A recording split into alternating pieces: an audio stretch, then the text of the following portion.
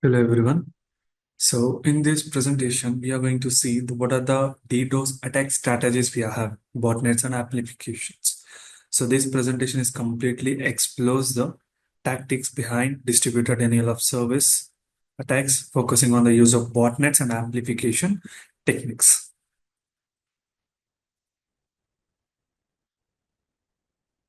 So first of all, what is DDoS attack types and motivations we will understand. So first one is the types. So DDoS attacks can target various layers of the network, including application, network, volumetric attacks. So these can cover overwhelm network resources and disrupt the service. The main target of the DDoS attack is to consume the resources and to take down the target server. And what is the main motivation?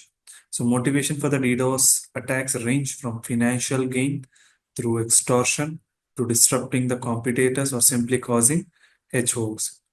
So these attacks can have a significant economic consequences. First of all, what is a botnet? So botnet powered DDoS attacks. And so what is the compromising devices? So botnets are nothing but a compromised devices. So first of all, botnets we will say.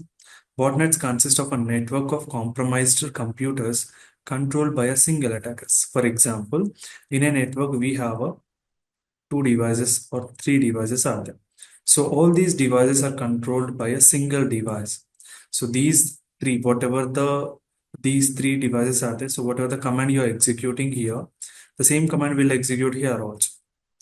Okay. So like this, all these devices are controlled by a single server. That is called a botnet. So next one, attack execution. The attacker commands the botnet to send massive volume of traffic toward the targeted server. So when we have a target server, these three devices attack this only this server. Okay, that is called DDoS attack. So overloading it, rendering it inaccessible. Next one, botnet detection.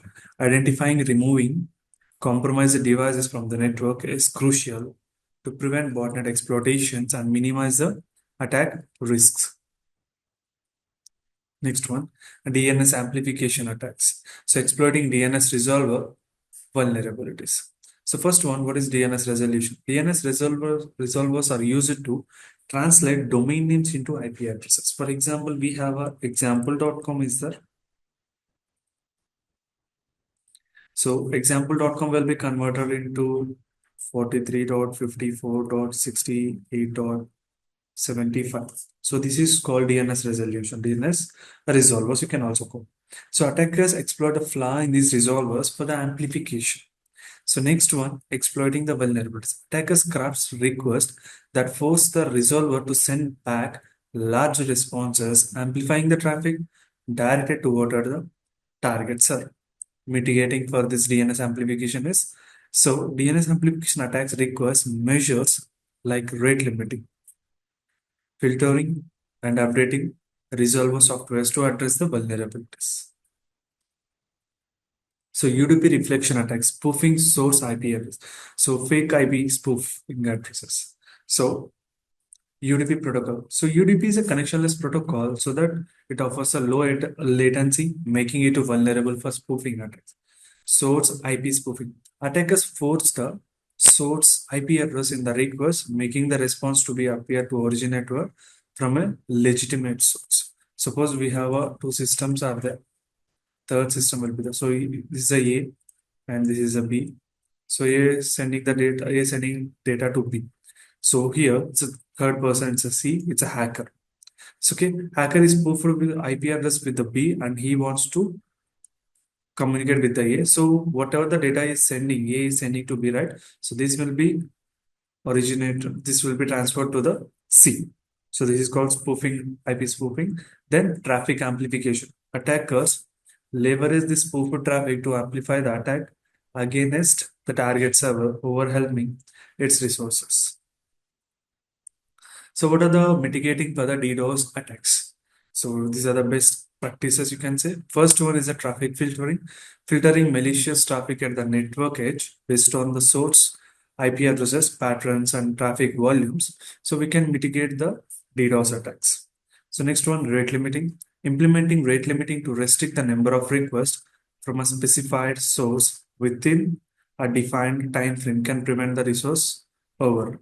Cloud-based mitigation, leveraging cloud-based DDoS protection services offer scalable and robust solutions for mitigating various attack types. So, threat intelligence and early warning system. So, threat monitoring. So, continuous monitoring for the network traffic, security logs, and threat intelligence feeds help to identify potential attack indicators. So, if anyone performing the DOS attack, it will be a large amount of traffic will be generated in the organization that should be monitored. So, next one, early monitoring. So, early warning systems provide alerts and notification to security teams about potential DDoS attacks, enabling proactive measures. Proactive mitigation. So, leveraging the threat intelligence enables the implementation of preventative measures to mitigate these DDoS attacks before they impact the critical system. So, this is what about the techniques that we are having in the DDoS attacks and tactics, and these are the best practices to secure our networks with the threat modeling and early warning and proactive mitigations. So this is what about the DDoS tactics. Thank you.